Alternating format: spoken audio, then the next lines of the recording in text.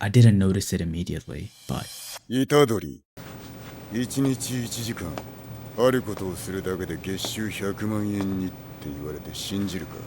堂本、相談が。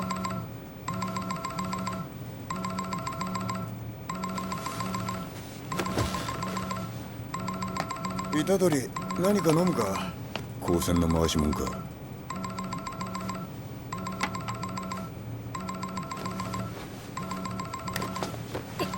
聞いて。 this is a moment in Jujutsu Kaisen Season 3 where nothing is explained. The camera doesn't move, you may as well be a fly on the wall.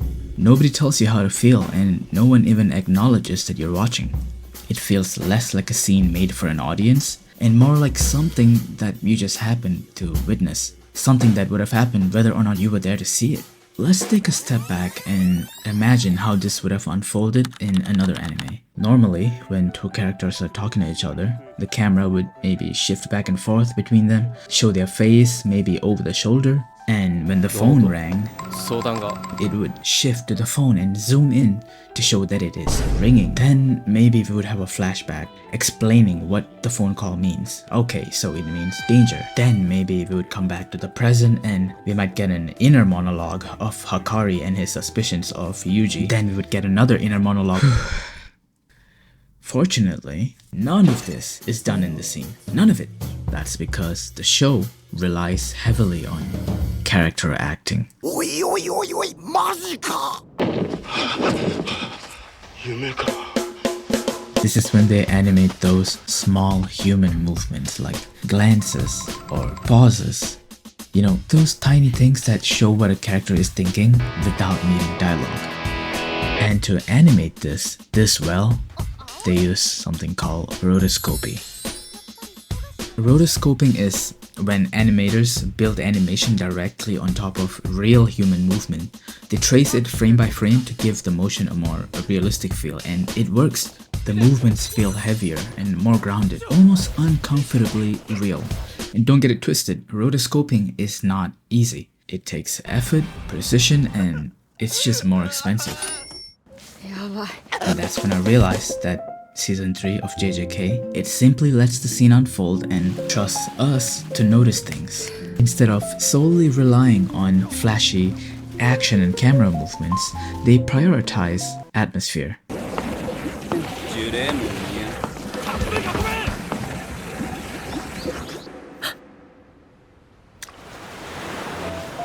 For example, this is what I'm talking about. It's the moment right before Maki punches Naoya.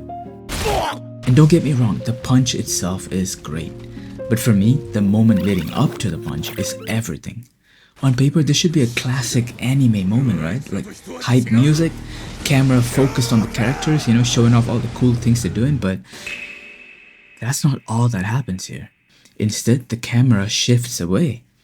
It shows some random puddle, and a single leaf sends ripples across its surface. Then the drum comes in, kind of like how it does in Whiplash.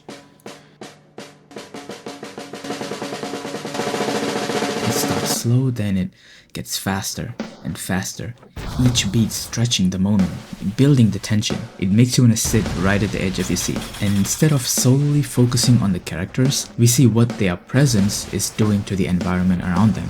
The water trembles, a peaceful home, totally unaware of what's coming its way. It shows the scale of this fight. The animation not only focuses on the fight, but also on the gravity of the situation and the sense of space.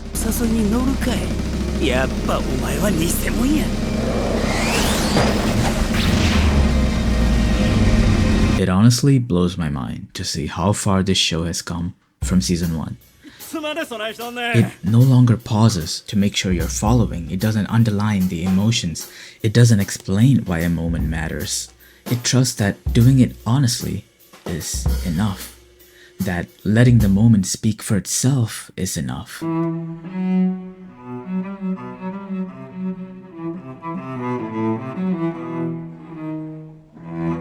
Having that trust is risky, because when you do that, you stop protecting the audience. You allow silence and confusion. Maybe that's why this season feels more like an indie film than a traditional anime. You see, Indie films don't exist to win you over quickly. They're not optimized to deliver dopamine.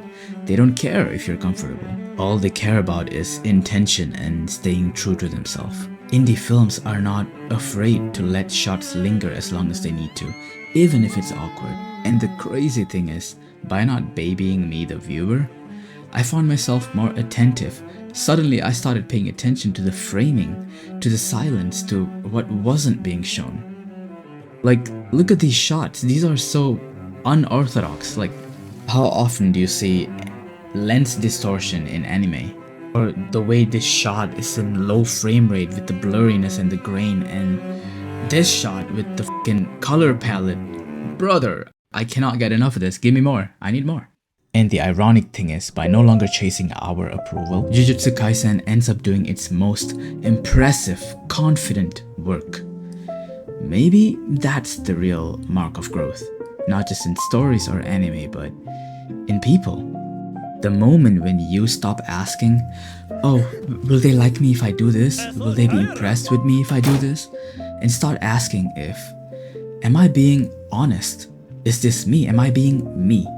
Would I be doing this if nobody was watching? Because I think that's when we stop performing for others and start living for ourselves as the best version of who we are. Thanks for watching.